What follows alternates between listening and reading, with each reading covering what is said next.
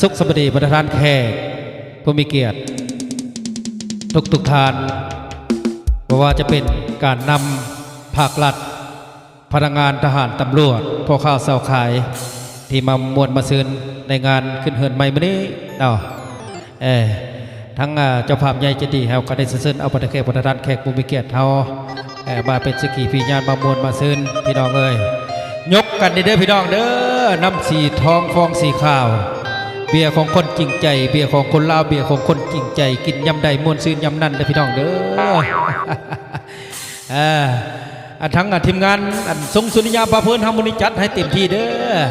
อผู้ใดมีดนตรีในหัวใจผู้ใดมักห้องเพลงก็ขึ้นมา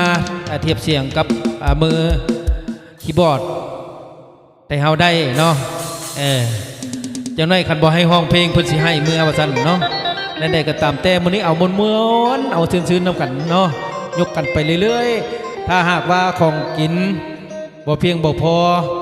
ถ้าว่าของกินบ่พอก็ถือว่าเพิ่นเฮ็ดแซ่บพี่น้องเอ้ยถ้าของกินเหลือถือว่าเพิ่นเฮ็ดหลาย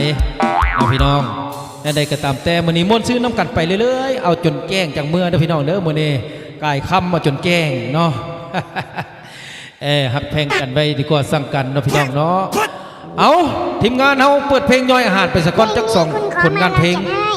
และจังก้าวเข้าสู่ระบบสมัครทีเอาส่วนๆอาจารย์ดนตรี